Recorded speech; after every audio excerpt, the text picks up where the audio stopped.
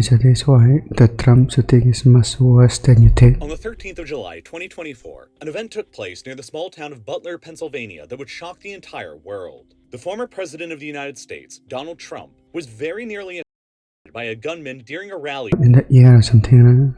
A lone gunman managed to climb up onto the roof of a one-story building and position himself on an elevated position roughly 450 feet, or about 137 meters away from Trump.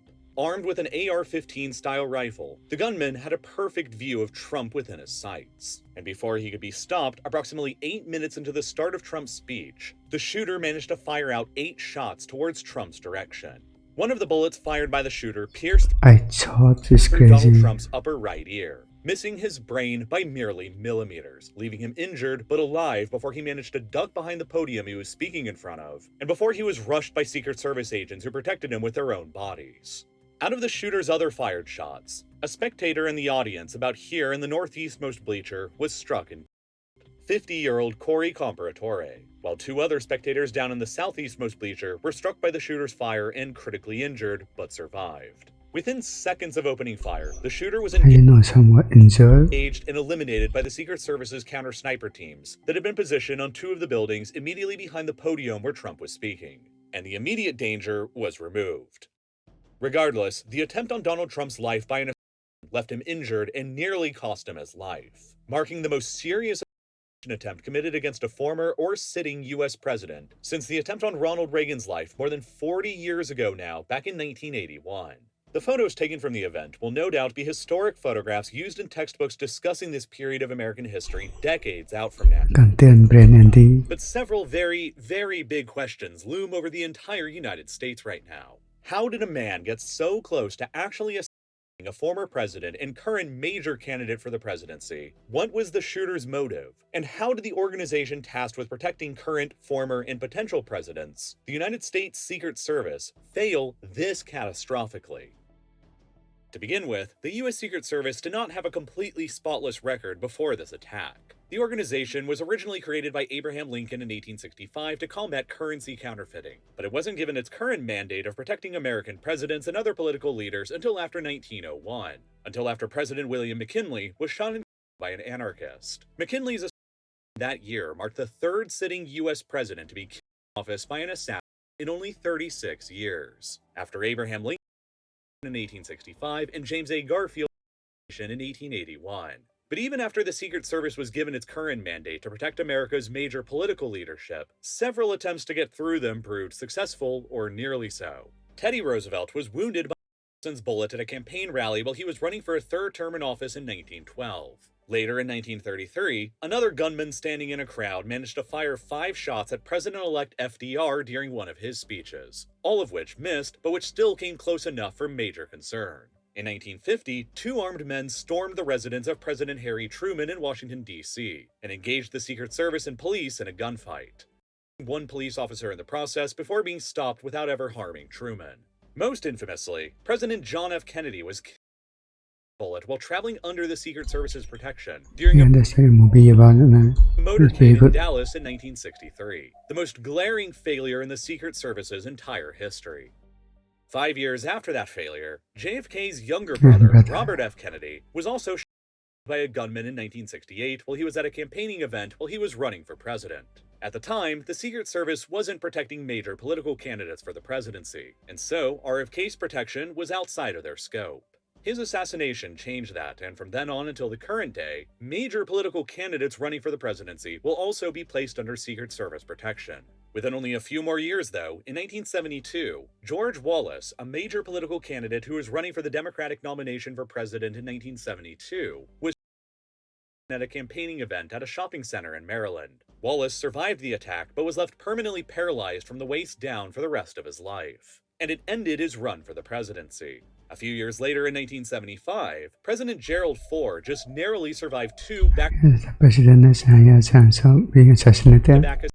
attempts against him while he was in California. In the first attempt, a woman managed to get within arm's reach of him near the Sacramento Capitol building and aimed a pistol at him and pulled the trigger. The gun only failed to fire because the assassin hadn't chambered a round in it. Then, only a little more than 2 weeks later, while in San Francisco, another woman standing in a crowd President Ford from across the street, missing his head with a bullet by a mere 5 inches. A few years later, in 1981, John Hinckley Jr., standing within a crowd of onlookers, infamously President Ronald Reagan as he walked by him, very nearly killed in the process, which up until the attempt on Donald Trump's life this year, marked the most serious failure of the Secret Service since the JFK assassination. In 1994, when Bill Clinton was president, a man armed with a rifle standing on the sidewalk just outside the White House grounds, 49 rounds into the White House while Bill Clinton was inside. Secret Service agents would tackle the shooter and subdue him before he was arrested. Nobody was hurt in the incident, while the shooter was sentenced to 40 years in prison.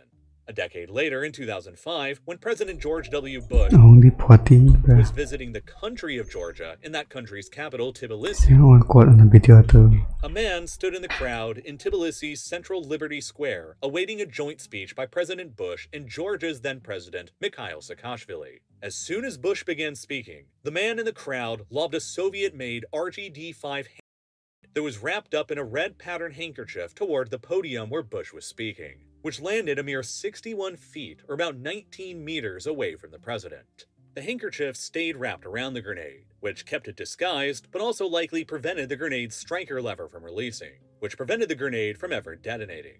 Bush didn't even learn about the attempt until after the rally had ended. The man responsible was later tracked down by the FBI and local Georgian authorities and sentenced to life in prison.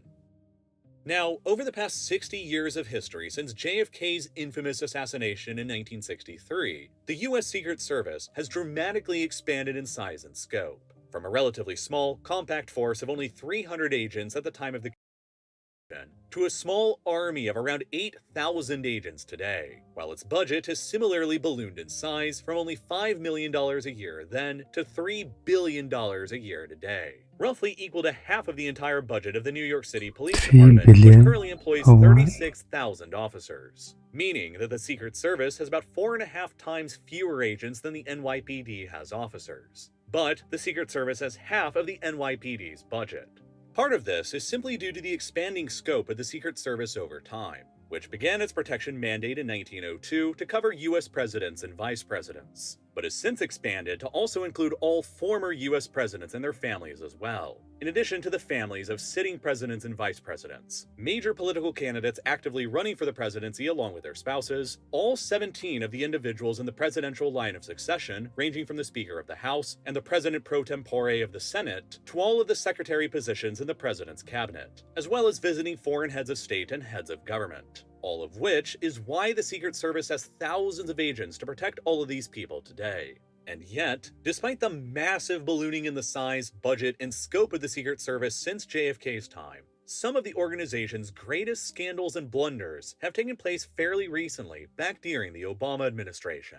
In November of 2011, a man named Oscar Ortega was able to park his car on a street about 650 yards away from the White House. President Obama was not home at the time, but his daughter Sasha and mother Marian both were. At about 8:50 p.m. local time, Ortega then pointed a Romanian-made AK-47 out of the passenger side window of his car and fired a hail of bullets directly towards the White House across the South Lawn. At least 7 of the bullets he fired hit the upstairs residence of the White House and broke a window. Several of the Secret Service agents within the White House immediately reported to have heard the gunshots and moved out to respond. But then, a supervising sergeant quickly ordered all of the agents to stand down and stated that there weren't any shots, falsely believing that it was simply construction noise. Meanwhile, 4 minutes later, Ortega sped his car away from the crime scene down Constitution Avenue and crashed his car right by the on-ramp to the Roosevelt Bridge, where a group of eyewitnesses called 911 to report the crash to the police. But Ortega managed to run away and disappear. Within 5 minutes of the call being made, local police and Secret Service agents arrived at the car, where they discovered the abandoned rifle and 9 spent shell casings on the floor. But for several days afterward, nobody managed to connect the dots between the abandoned car with the rifle and spent shell casings and the previous incident reported at the White House. 4 days later, a White House housekeeper discovered a broken window and alerted an assistant. Okay, housekeeper is a bit pious then. Further discovered several bullet holes lodged into the wall. It's like it mentioned then and it was only then, no one managed to find this days later, that the Secret Service realized someone had made an attempt on the president's life. Secret Service agents were reportedly fearful of contradicting their superiors' initial explanation of the incident as mere construction noise. Eyewitnesses of the car crash weren't immediately interviewed, while camera and audio surveillance equipment around the White House's perimeter were absent that could have helped investigators solve the assassination attempt more quickly. At the time, this was all a huge scandal within the Secret Service. Oscar Ortega himself, the shooter, was tracked down a couple years later in 2013 and sentenced to 25 years in prison for the crime. And it was all far from the only major crisis of the Secret Service during the Obama administration. In 2012, President Obama was scheduled to visit Cartagena, Colombia, for the annual Summit of the Americas conference. About 48 hours before Obama's arrival, 135 Secret Service agents were tasked with arriving in Cartagena first and preparing the area for the president. Then, around a dozen of the Secret Service agents involved brought back several to their hotel rooms, which exploded into a major international scandal. And 10 of the Secret Service agents involved in the incident were sacked in disgrace. Then, just a couple more years later in 2014, a man named Omar J. Gonzalez, an Iraq War veteran struggling with PTSD, managed to jump over the fence along Pennsylvania Avenue and the White House's North Lawn. He proceeded to then run across the entire North Lawn past a guard booth and a canine unit unhindered, and broke through the unlocked and undefended White House front door. Once inside of the White House, an alarm box placed immediately What are the guards doing? to the left should have been ringing loudly to alert security inside of the intruder. But for whatever reason, on this specific day, the alarm box had been intentionally muted, allegedly because of complaints that it was too loud. As a result, the guard standing inside of the front door wasn't expecting anything outside of the unusual. So when Gonzalez, armed with a knife, came bursting through the front door, the guard didn't have enough time to react and Gonzalez just ran right past him. Through the White House's entrance hall, just past the stairway that led up to the Obama family's living quarters, and into the East Room, where he was finally tackled to the ground by a Secret Service counter-assault team.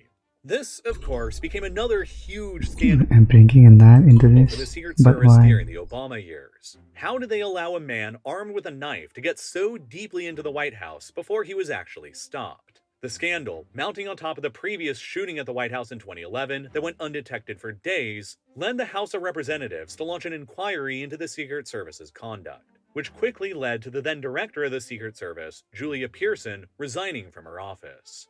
The 2014 House Commission cited that the Secret Service of 2014 struggled from a, quote, catastrophic failure of training, and suggested a series of reforms to the agency be made in the aftermath. Reforms that included a new policy that Secret Service agents should spend a full 25% of their work time actively in training. Before the Commission's report was released, Secret Service agents had only spent an average of 3% of Only their 25%? work time in training in 2014. Initially, the Secret Service agreed to that reform at first, but then, over time, they never really ended up ever doing anything about it. By 2018, Secret Service agents were only spending between 3 and 6% of their work time in training, far below the target suggested by the 2014 Commission report. By 2019, the Secret Service came out publicly and said that they no longer agreed with the 2014 report's training target, and that they plan to reevaluate it, effectively going back on their previous promise in 2014 to increase agents' training.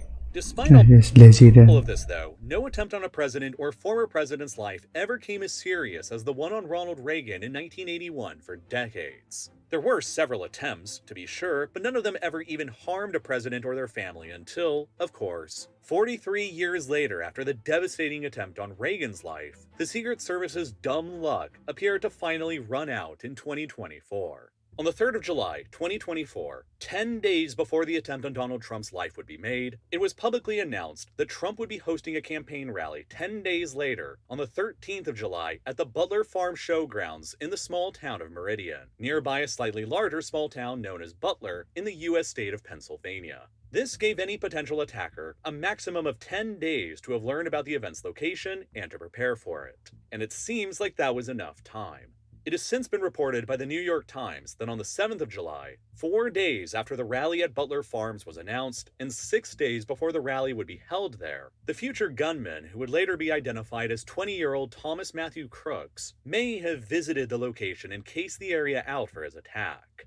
Geolocation data taken from his cell phone after the attack revealed that he probably was there 6 days before the attack took place, indicating that everything that would happen later would be plotted out well in advance by him. Interestingly, on the 8th of July, the very day after Crooks was probably visiting the location planning out his attack, 3 agents from the Secret Service visited the location as well to plan out their own defense, missing Crooks by just a single day. And almost immediately, even this far back, 5 days before the rally would take place, flagrant oversights on the part of the Secret Service were beginning to emerge. First of all, the agents available for all of the Secret Service's various needs were arguably overstretched. The agency has but 8,000 agents today to protect the president and vice president and both of their families. All former living presidents and their families as well. All major presidential and vice presidential candidates and their families. All the members within the presidential line of succession, and all visiting heads of state and distinguished foreign visitors, and even U.S. representatives abroad on specially assigned missions. Even Joe Biden's grandchildren are protected by Secret Service agents these days. On the very same day that Trump was due to be delivering his rally in Butler, Pennsylvania, Jill Biden, the wife of President Biden, was also making a visit of her own to nearby Pittsburgh, Pennsylvania, which, some people have speculated, could have stretched the Secret Service's resources in Pennsylvania thin that day, a charge that is currently denied by the Secret Service itself. At any rate, at approximately 1 p.m. on the 13th of July, the actual day of the rally, the Butler Farm Show opened up to thousands of attendants who came to witness Donald Trump's speech, scheduled for later that evening, and they would continue trickling into the venue for the next several hours to take their seats in bleachers that were positioned behind where Trump would be speaking, or in a crowd standing in front of where Trump would be speaking. The Secret Service itself decided on a security plan that essentially looked something like this. The Butler Farm Showgrounds itself is conveniently a fully enclosed venue that is surrounded by a fence. This fence would effectively mark the border of the inner perimeter of the Secret Service's defense plan. And all of the Secret Service agents assigned to protect Trump this day would be stationed within the borders of this inner perimeter. The fence would block out people And from they didn't check this part, what, like, entering the venue without tickets, while all of the attendants the themselves Delhi is a building. would be screened before they entered this inner perimeter by metal detectors to block anybody from entering the venue with a weapon. A core group of Secret Service agents would be positioned close by to Trump himself while he was on stage, while 2 teams of Secret Service snipers would be positioned immediately behind Trump's podium on the highest buildings around. These 2 barns that each stood approximately 23 feet high. However, no Secret Service agents would be assigned anywhere beyond the area of this inner perimeter, and all of the areas beyond it would be assigned to local law enforcement agencies instead, such as the Pennsylvania State Police, the Butler Township Police Department, the Butler County Sheriff, and the Pittsburgh Bureau of Police. The area outside of this inner perimeter included a series of warehouses nearby, directly to the north of the venue here, owned by a company called AGR International, including this southernmost warehouse that's only 450 feet away from where Donald Trump was scheduled to be speaking at. And this is where we get to the first part of information in this story that is currently conflicting.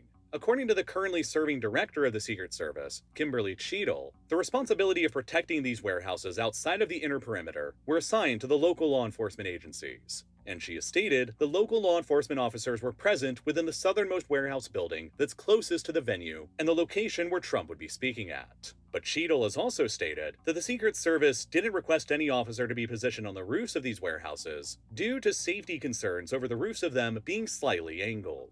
However, this is despite the fact that, according to an independent analysis conducted by the Washington Post, the roofs of the barns where the Secret Service's own counter-sniper teams were positioned within the inner perimeter were even steeper than the roofs of the warehouses outside of the perimeter.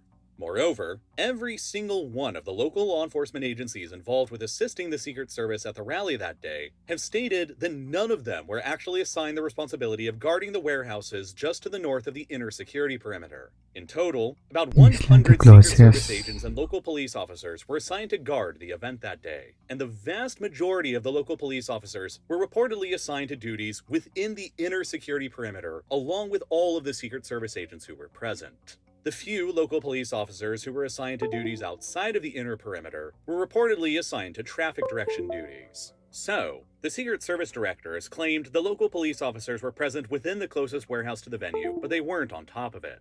While all of the local law enforcement agencies claim that they literally didn't have anyone assigned to this specific building at all. Instead, the local police provided 7 of their own snipers to support the Secret Service snipers. but none of them were ever positioned on the rooftops of the warehouses that were closest to the venue. Instead, 4 of the 7 local police snipers were positioned within the inner security perimeter along with the Secret Service snipers. The 3 other local police snipers were reportedly assigned to the second floor of the warehouse immediately behind the southernmost warehouse, where the shooter would eventually position himself on top of. Here, it was thought, the 3 snipers would have a good view of the crowd without apparently being exposed to the danger of the sloped roof above them. But, obviously, this eliminated their ability to actually detect a potential shooter on top of the building in front of them. A major oversight.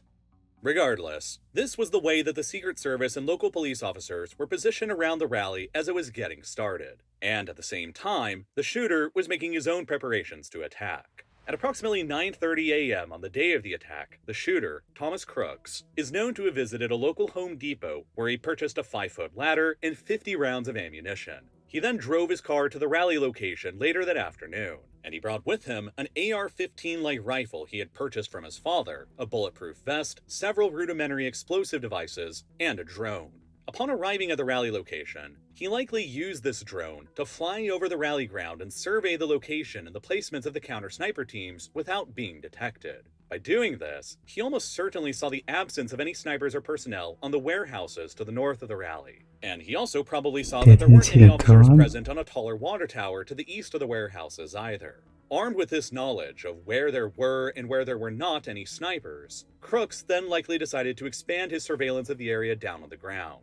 At approximately 5:10 p.m., a full hour before the shooting would take place, Crooks was actually identified by local police officers standing outside of the inner security perimeter acting suspiciously. They took several photos of him and radioed an alert to the Secret Service and other officers that a suspicious person had been spotted beyond the rally's perimeter. But he disappeared into the crowd, and the officers who reported him lost sight of him. For about 20 more minutes, nothing else happened until local police spotted him again outside the rally's perimeter at around 5:30 p.m., 40 minutes before the shooting would take place. This time, local police reported that they saw Crooks with a rangefinder, a device that's similar to a telescope that's used to measure the distance from an observer to a target. In this instance, it's believed that Crooks was actively using the rangefinder to measure the distance between the roof of the AGR International Warehouse to the north of the rally perimeter to the podium where Trump would be giving his speech at. The local police radioed him in again, but like the last time, they quickly lost sight of him in the crowd of people. Another 20 minutes later, around 5:50 p.m., just 20 minutes before the shooting would take place, the Secret Service reportedly spotted a suspicious figure on the rooftop of the AGR International Warehouse. But knowing the local law enforcement officers were And they didn't do anything about it. present within the ground floor of those buildings, the Secret Service didn't necessarily know if the figure they saw on the roof was an officer or not. They didn't know if the figure was armed or not, and they almost certainly didn't have a very good sight on what the figure was. So they radioed to the local police to have them investigate the roof of the building since it was within their jurisdiction. Now, this is where we get to the point of the Just moments by blaming. moments that led directly to the shooting 20 minutes later. Due to the fact that police officers were likely not present within the southernmost building of the AGR International warehouses, Crooks was able to use his ladder to scale up on top of the roof of the warehouses without being detected by local law enforcement, like the snipers present within the building behind the one where he would ultimately position himself on top of. And once Crooks was on top of the warehouses, his position up there was also likely obscured from the Secret Service counter-sniper team's position on the barns within the farm grounds itself. While the barns where the Secret Service snipers were positioned on stood at 23 feet high, the southernmost warehouse that Crooks positioned himself on stood at only about 11 feet high, much lower than the barns where the Secret Service snipers were placed on. But, notably, the pitch of the roof on the warehouse where Crooks got on top of rose about another 3.5 feet further up, which meant that as he crawled along the northern side of the warehouse's roof towards the peak, he was likely not visible to either of the Secret Service counter-sniper teams positioned on the barns. The northernmost one about 400 feet away from the warehouse, and the southernmost one about 550 feet away. Moreover, a pair of trees were positioned between the closer, northernmost counter-sniper team and the warehouse roof where Crooks would position himself on top of, likely obscuring Crooks' position to this team even further. That left the further away southernmost counter-sniper team about 550 feet away, with a better view unobscured by the trees, but the further distance. Roughly 2 minutes before the shooting would take place at around 6:09 p.m., Local people who were attending the rally outside of the inner perimeter spotted crooks on the roof of the warehouse building armed with a rifle, and several of them began yelling for the police to intervene, and many of them even began filming him. By this point, it's known that the northernmost Secret Service counter-sniper team behind Trump had switched out their binoculars for their rifle optics, suggesting that they had already been alerted to a possible threat by this point and were actively tuning themselves He's into not it. even Though wearing it's presently black. unclear when exactly crooks may have actually been spotted by them. By this point, 4 local police officers outside of the inner security perimeter had been clued in to the suspicious activity taking place on the roof of the warehouses, and they had left their traffic direction duties to investigate what was happening. Then, approximately 30 seconds before the shooting would take place, a local police officer managed to hoist himself up by his arms to get a peek on top of the southernmost warehouse roof to investigate the suspicious activity there that had already been reported. Then, upon hoisting his head up, Crooks became immediately alerted to the officer's presence and reportedly pointed his rifle directly at him, which led to the officer immediately dropping back to the ground to avoid getting himself shot. 30 seconds later, likely under very high pressure, knowing that his position was blown, Crooks began opening fire on the rooftop towards Donald Trump, standing only approximately 450 feet away from him. Crooks reportedly managed to get off 3 shots fired directly at Trump's direction before Trump ducked behind the podium. One of these bullets that Crooks fired grazed through Trump's upper right ear, missing Trump's brain by only millimeters due to an incredibly lucky tilt of his head, merely a second before Crooks pulled the trigger and opened fire. After Trump ducked down behind the podium and the inner Secret Service agents began immediately rushing onto the stage to protect Trump with their bodies, Crooks reportedly managed to fire 5 more shots from his rifle at Trump's general direction, with some of these bullets hitting audience members in the bleachers positioned behind Trump. Corey Comparatore, a 50-year-old former firefighting chief, was tragically his gunfire in the bleachers positioned approximately here, while 2 other audience members positioned in the bleachers here were also struck by the gunfire and critically injured, but survived. Within seconds of Crooks opening fire on Trump, the Secret Service counter-sniper teams positioned on the barns behind Trump returned fire on him and eliminated him, ending the immediate threat, with the southernmost team that had the clearer shot being the most likely team to have done so. Almost immediately, the Secret Service agents surrounding Trump rushed towards him and forcefully shoved him down to the ground so that they could get on top of him and protect him with their own bodies, strongly enough that they apparently knocked off his shoes in the process. After it became clear that the shooter was eliminated, the agents got Trump up to his feet and continued protecting him closely with their own bodies and escorted him away to a car to evacuate him from the scene as rapidly as possible. But not before Trump, ever the showman, seized on the moment that fate had granted him by posing for what will surely become some of the most iconic photographs in American history.